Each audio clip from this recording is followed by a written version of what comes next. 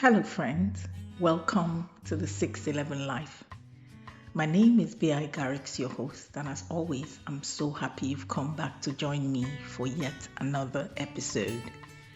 The 611 Life is rooted in the scripture, Ephesians 6:11, which says we should put on the full armor of God so we can stand against the wiles of the enemy. The podcast explores ways to apply God's word to everyday life and its challenges, featuring thought-provoking discussions, guest interviews, and biblical insights. It hopes to be your companion for staying spiritually grounded in a fast-paced world. Listen to be uplifted, encouraged, humored, and equipped to wear the full armor of God daily. If this is your first time here, welcome to the 611 Life, and I hope spending time here will be worth your while. If you've been listening already, welcome back, and thank you again for returning here. This week we're continuing our Bible Stories with Biyai series, and the theme for the season is Returning to the Beginning, where we're slowly walking through the early stories in Genesis and taking time to understand what they reveal about God, humanity, and ourselves. How have you guys been? I hope your week has been good so far. Let me try to sound British. It's been really hot. It's been a really hot week. The weather has been really warm. Actually, to be fair, this past bank holiday weekend has been great in terms of the weather. But by Tuesday, even I, Biyai, the African queen, started feeling the heat come at me, not because the temperatures are that high, but it's the fact that in really warm countries like Nigeria, most places have air conditioning. And obviously, in a country that is cold 9 months of the year, it doesn't make sense to have air conditioning for the odd month that turns out to be warm. So it actually then feels really hot. We have fans, which have been a lifesaver to be honest, but we'll probably put them away soon as next week is giving rainy weather. Oh, how I love the unpredictability of the weather in this country. It just keeps me on my toes. Anyways, aside the weather, this week has been busy but productive. It's half term where I live, so my children are at home, and while it's nice in many ways, it's also stressful when they seem to be hungry a lot. But hey, it comes with the territory. So what can I say? Do I have any updates for you? Not really. Just that if you haven't yet watched any of my YouTube videos yet, then you're missing a lot. So please go there, listen, subscribe, share, comment, etc. Moving on, let's get comfortable, get something warm or cold to drink, depending on which corner of the world you're in, and let's settle in. I have a cup of Horlicks. Do you guys remember Horlicks, or do you know Horlicks?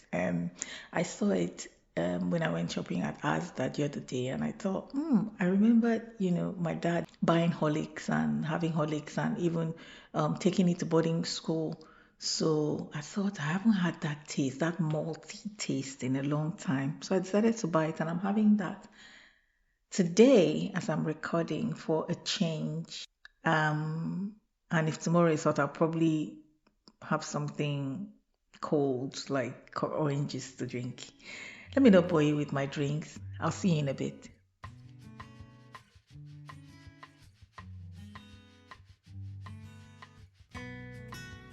Welcome back, guys. The title of today's episode is The Tower of Babel, When Ambition Replaces God. Today we're covering Genesis chapters 10 and 11. And this story feels surprisingly modern to me when I read it now, because underneath the bricks and the tar and the confusion of languages is something very human, which is pride, self-sufficiency, the desire to build life without dependence on God. This is what we're seeing now. So people say there's nothing new under the sun. When you read the Bible and you see things like this, you're just like, yeah, it's true. But before we get there, we are first going to briefly walk through Genesis chapter 10 because the genealogy there quietly prepares us for something much bigger that is coming later in scripture. So it's something that, it's good to mention and then make reference to later in scripture. I know some people see genealogy chapters and immediately start behaving like the pages accidentally skipped themselves. But I promise you, these details matter, so just pay attention for a few minutes. Now, Genesis 10 is often called the Table of Nations. It traces the descendants of Noah's sons, Shem, Ham, and Japheth. After the flood story, this chapter shows humanity spreading and multiplying again across the earth. Genesis 10:1 says, "Now these are the generations of the sons of Noah, Shem, Ham, and Japheth, and unto them were sons born after the flood." And as the chapter continues, different nations and peoples begin emerging. And as the chapter continues, different nations and peoples begin emerging through these family lines. But one lineage especially matters deeply in scripture, the line of Shem. Now, this is important because back in Genesis 9, after the flood, Noah blesses Shem. Genesis 9:26 says, "Blessed be the Lord God of Shem." And from Shem's lineage eventually comes Abraham. And from Abraham's lineage eventually comes Israel. And ultimately, generations later, Jesus Christ himself. So even though genealogy chapters can feel repetitive sometimes, they are quietly tracing God's redemption story through history. The Bible is not random. We need to understand that. And that's why it's good to actually read the genealogies and kind of add it up. These family lines matter because they show God preserving a lineage through which his covenant promises will unfold. And I think this is beautiful because even in chapters filled mostly with names, God is still telling a story. It's just beautiful when you get it. When you just like, I get it. So moving on to chapter 11. This opens with humanity united by one language. Genesis 11:1 says, "And the whole earth was of one language and one speech. And the people settle in the land of Shinar." Then they say something very important in Genesis 11:3-4. "Go to, let us make brick and let us build us a city and a tower whose top may reach into the heaven, and let us make a name." Now pause there for a second. Let us make a name. That statement reveals the heart behind the tower. This was not simply construction. It was ambition disconnected from God.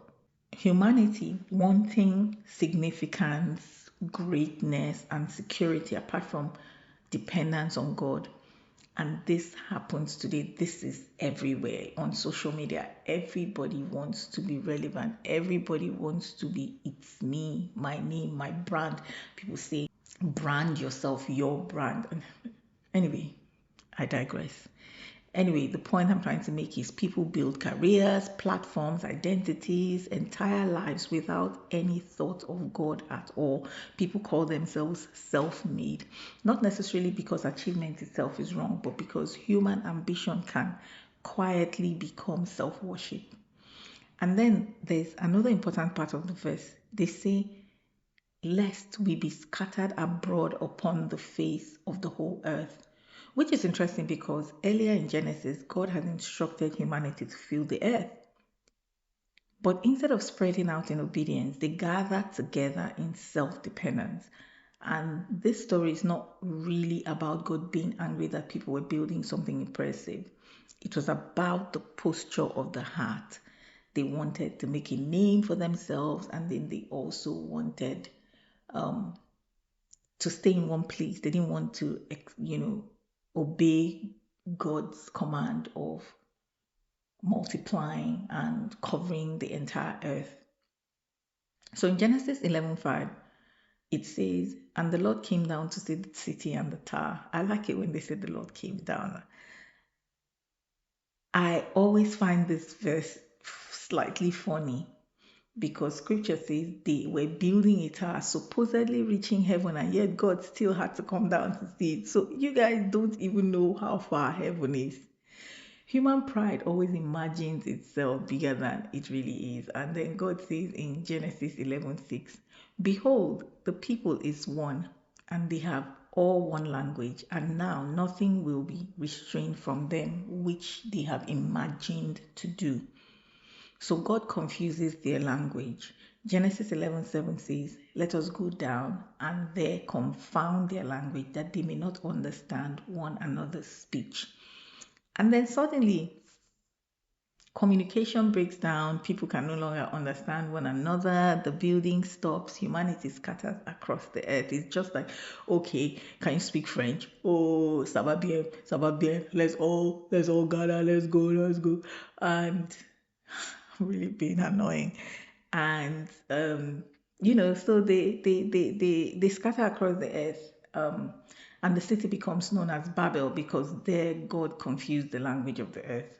Now imagine the confusion of that moment in real life. One person asking for bricks, another person asking what probably sounds like recipes or football commentary, whatever they're asking. People arguing passionately while nobody actually understands anybody anymore. Some family WhatsApp groups already feel one step away from Babel occasionally because you're saying one thing and another person is saying another thing. You don't even understand what the other person is saying. But that's on a lighter note. And that's the main story of Genesis 11. There are a few things that quietly stand out in this story, which I may have mentioned. The first is this: human ambition is not always evil, but ambition without God becomes dangerous because it slowly shifts trust away from God and onto human ability. And this is so evident in this story. The second thing is that pride often disguises itself as progress. The people of Babel looked united, productive, and innovative, but underneath was rebellion and self glorification. And this is what modern culture often celebrates: self made identity. Build yourself, become your own God, create your own truth. People say, oh, it's your truth. I hear people on social media saying, oh, as long as it's your truth. No, it's not. Have you put it alongside the word of God? Is that truth? Because there's truth and your truth. Anyway, they call it your truth. But scripture continually reminds us that human beings were never designed to thrive independently from God. And that's where it all crashes down like the Tower of Babel. Then the third thing that stands out for me is God scattering them was actually part of his original instruction for humanity to fill the earth. So even in judgment, God is still moving because his purposes will always override everything else. Now, I think one of the questions this story leaves us with is this: what am I building? And maybe we should go a little bit deeper. Why am I building it in the first place? Is my life centered around making a name for myself or glorifying God? Another reflection is this: success without God cannot truly satisfy the human soul. No matter, that's why you see a lot of movie stars, A-list movie stars, musicians, pop stars, at the end of the day, they have all the money, all the fame. People are fainting in their concerts and screaming out their names and things like that. But they go back and they take drugs. A lot of them are on drugs. A lot of them, not all of them, but a lot of them. And a lot of them have actually come out to say that they still feel a void. They're in and out of relationships because they think that this relationship is going to fill that void that only God can fill. Humanity was created for relationship with God, not merely achievement. One of the quiet dangers of modern life is that people can become outwardly successful while remaining spiritually empty. So before Genesis 11 closes, the chapter returns again to genealogy. Let me not forget that part. And this is where we begin narrowing into the family line of Shem. Genesis 11 traces the generations from Shem down to Abram. I think it's Abram. Call him Abram, or because we call him Abraham. I think I'll go with Abram. So Genesis 11 traces the generations from Shem down to Abram, who will later become Abraham. And this transition matters deeply because after all the chaos of Babel, God begins preparing one man through whom he will build a covenant people. So while Babel shows humanity trying to make a name for themselves, the next chapters will show God calling Abraham and promising, I will make thy name great. That's so cool.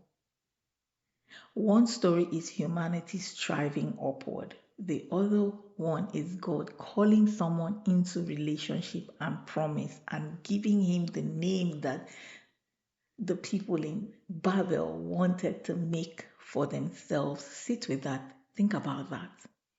Do you want to make a name for yourself, or do you want God to make a name for you? This contrast is so beautiful. As you reflect on today's episode, I really want to encourage you to read Genesis chapter 10 and 11 for yourself. Take your time with them. Pay attention to the repeated themes. Notice the connection between the genealogies and the larger story God is unfolding. And most importantly, allow Scripture itself to become familiar to you. Thank you so much, dear friends, for listening and being a part of this conversation. Don't forget to subscribe to this podcast, The 611 Life, so you never miss an episode. And this also helps more people find the show. If this episode spoke to you, share it with someone who you think needs to hear this. Also, there's a full resource hub available on my website, biyagarrix.com, where you would find Bible study guides, devotionals, and tools to support your time with God. You can also read more reflections on the blog there, which I update regularly alongside the podcast. And if you prefer more structured step-by-step teachings, you can also check out the 611 Live YouTube channel, which I mentioned before, where I share practical videos to help you grow in your faith and build a consistent rhythm with God. I'll have to love you and leave you now, but I'll be back next week as we continue this journey through Genesis. Next week, we'll begin the story of Abraham and what it looks like when God calls someone to walk by faith. Till then, stay grounded, take your time with Scripture, and be blessed.